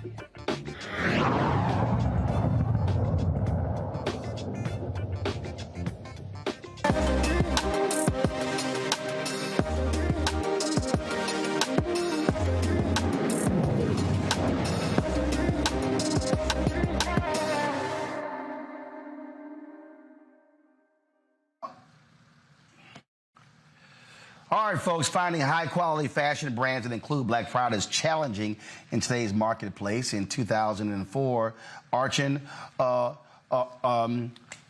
founded Origin Culture, a Black-owned premier high-quality brand known for inventing one-of-a-kind African-shaped items such as bags and luxury-inspired items. Now, Origin Culture debuts the anticipated Back to Life collection in 2020, unveiling a circular Africa and peace sign medallion bag to spark the holiday season and conversation. The founder and creative director of Origin Culture is here to talk about his innovative and much-needed fashion line. Origin, glad to have you here. How you doing? I'm doing very well. What about you? How you doing? I'm doing great. And so you have an increasing number of folks, obviously a lot of folks who have been interested in these type of items. Actually, a pretty cool bag there at Backpack in the shape of Africa. And so how have you seen the company grow since you first launched? It's grown very well. Right. It started growing from the day that I stepped into the plane. Right. And I was coming from Ghana. Right. And then when I stepped in, right then I sold everything on the plane. Right. From people giving things. And now it's grown very, very well. But what's grown more is our own pride. That's what I'm loving the most. Now, how many different items do you actually make? Well, so let's put it this way. So I have the Africa bags, right? And I do have the medallion bags, which was inspired by hip hop in the 90s, but of course it certainly goes all the way back to the 80s, right? And then I just released the Africa passports. So the United States of Africa passports. This was just recently, probably a couple of weeks ago, and I also have the belts, which is also being released. But I think the most of what people really like the most too is the bags and the scarves that are also shaped in the same shape of Africa. One of the things that we have seen, we've seen a really obviously a resurgence, and the year of return played a huge part in that as well. In terms of where.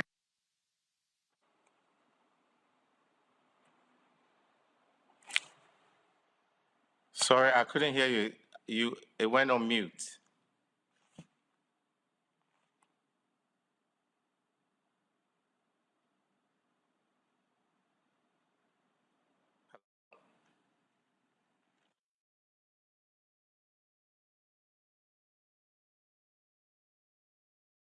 I lost the signal.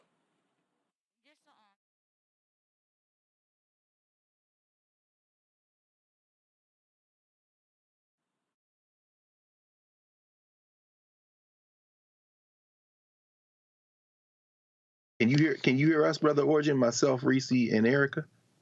Yes, I could hear you now. Yes, I could hear you. Okay. Well, while we're waiting on Roland to come back, let me ask you a quick question, brother. You obviously you're a son of Ghana. I feel like I'm picking up a little Kwame Nkrumah in your swag, and of course there's Telfar Clemens next door there, Liberian. I saw that you mentioned in an interview, I think it was with Essence, where you talked about you ran a magazine for about 10 years, and you say you learned some of this stuff out of the home of W.E.B. Du Bois. I've been to that house, man, where he and Shirley spent the last of his life. Talk to us a little bit about your philosophy of Pan-Africanism, brother, because it seems like it's all over what you're doing. Yes. I always say to people that I didn't choose to be here. I was chosen to be here, right? And everything aligns accordingly, right? So, for example, that's why I launched the magazine at W.E.B. Du Bois's house. That's where it was launched. That was the beginning of it. And as a matter of fact, I also got the blessing from Molifi Asante. Yes. Was in the temple. He was my teacher when I was in Temple. And when I started the Origin Culture, I actually asked him, what do you think about this? And he says, you have my blessings. So there's a lot of blessings I've had from people all over the world. I actually had blessings also from Winnie Mandela, personally, where she said, my grandson, I want you to do this. So when it comes to us launching this at W.E.B. Du Bois, it was also another sign. What does Pan-Africanism mean to me? For me, I always say, I don't believe in an African dream without Africa and the diaspora in the Africa dream. There's no African dream without Africa and the diaspora, plain and simple. So that's what Pan-Africanism means to me. And as you see, that's why even if you realize I just launched the Africa Passport. And Africa Yes. Passport is pretty much saying that we are all Africans. Whether you were born in Jamaica, whether you were born in America, whether you were born in UK, we're all Africans, and we cannot see an Africa the way we want to see Africa without us all coming together. That's beautiful, brother. Hey, man, I asked you more questions. I'm back. Before my good. I'm back here. Before my mic dropped out, the question I asked is, where are your items made? Where are they manufactured? Well, yeah, so I have some stuff that I made in Ghana, and then I also have some that I also made overseas. What I've learned is I look at where the quality of product is, right? Or the quality of raw material is. And that's why I also get my sourcing and also production also done at. So there's some stuff that could also be done in Ethiopia. And there's some stuff that we could also look also in some places like India because they have quality of the things that they have there. Question, Erica. Yes, thank you so much. It's so great to be on the talk with you today because interestingly, 2018 Essence, one of my good friends actually met you. She has had one of your backpacks since 2018. So it's really great to speak with you in person. One of the things I wanted to know is that around the pieces that I'm seeing that you that are on your website now, any fashion shows or any collaborations that you're hoping for sometime in the near future? Collaborations, yes. You've asked me a very good question because I've been struggling with this personally. I don't see myself as a fashion designer. I see myself as an artist, right? And I also see myself as an activist in the way that I do my things. So I don't want to be conformed into or categorized into fashion. I want to be free because that's what I am personally, free. So I want to be in a position where as much as we are making luxury items and some might put us in the position as being in fashion, I want to tell my own story. And telling our own story, I don't think having a fashion show alone will tell my story. Thank you. Reese. Yes, I'm so thrilled to be here with you. I think your products are drop dead gorgeous. But speaking of telling your own story, I know that one of the things that Black creators tend to struggle with is knockoffs, impersonations, and other people who thrive off of your artistic creations, your designer creations. Is that something that you found has hurt your business or impacted your business at all, or because your brand is about more than just just the aesthetics, you haven't necessarily been as impacted by that? I'll tell you what. I remember the first time we saw the first, and I don't like to even use the word knockoff, but the first time I saw someone that created a bag after I'd created it years after. And everyone was like, oh, you have to sue them, you have to do this. And for me, the answer I gave them was, I'm here to tell a story. Someone might copy my bag. Someone might create that. They make it in different shapes or different materials, same material. I'm more concerned about my story. I'm more concerned about uniting all African descendants together. This has been what we've been since the time we were a magazine, and even now. So for me, is you could steal someone's product, you could steal someone's style, but you can't steal their story. The story remains, and we have been handling or working around what our main story is to be where we are. So whilst they are thinking of maybe doing something, I'm looking ahead. I'm looking about more of how can we tell the story. What matters to me is what we're doing right now. That's what matters to me. The fact that I'm coming from Ghana, and then I'm having my brothers and sisters on here and we're chatting. That is what matters to me. What matters to me is someone walking down the street and having pride of where they're coming from. That's what matters to me. What matters to me is what happened at Full Circle, or what happened at the Year of Return, when everyone goes to Ghana and then we all hugging each other, loving each other. This is what our ancestors wanted us to be. That is what matters to me. Love that. Thank you so much. Folks, the website is Origin Store, ORIJINSTORE.com. The promo code is Roland Martin 20. Roland Martin 20, 20% off all products. Archon, we surely appreciate it, man. Congratulations. It looks great. And good luck to building your empire.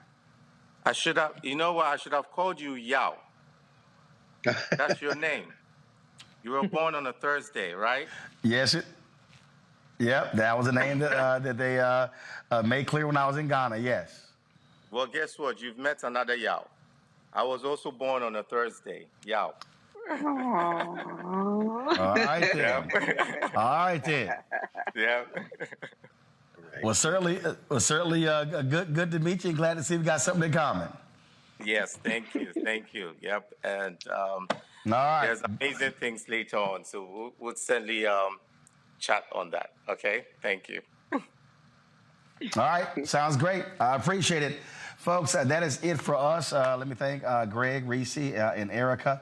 I am, and also the folks here at JSU TV. I'm on the campus of Jackson State University. I was here Saturday for the SWAT Championship. We're back.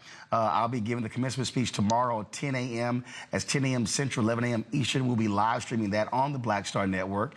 So y'all be sure to check it out. It'll be the 19th commencement that I've given, the 15th in an HBCU.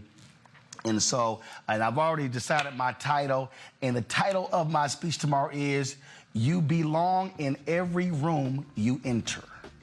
So I will unpack that thing tomorrow. Again, folks, thanks so much. Let me rest my voice, and actually, I'll blame the Jackson State tailgating. I'm allergic to smoke. Of course, when we walked around, did the interviews last week, all of that smoke actually got into my system, and so it always messes me up.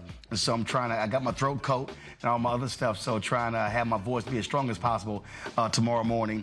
I will be guest host tomorrow because I'm flying back to D.C., so I will see y'all actually on Monday. I'll be in Atlanta on Monday from Operations Hope Global Hope Forum, and so Reese will be in the chair tomorrow, and so I appreciate that. And so that way I can fly back because there are no directs, so I gotta do a connecting flight. So I'll be flying all day tomorrow as well. Again, thanks so much, folks. Don't forget, support us in what we do. Download the Black Star Network app. Apple phone, Android phone, Apple TV, Android TV, Roku, Amazon Fire TV, Xbox One, Samsung Smart TV. Also join our Bring the Funk fan club. You, of course, your dollars absolutely matter. Every dollar matters. We want to get 2,000 fans contributing at least $50 each this month. It comes out to $4.19 a month, 13 cents a day. I want to thank all the people who've already given so far. Y'all been great this week, and I appreciate it. Check in money orders. Go to P.O. Box 57196, Washington, D.C. 20037-0196. Cash App is $RM Unfiltered. Of course, PayPal is R Martin Unfiltered. Venmo is RM Unfiltered.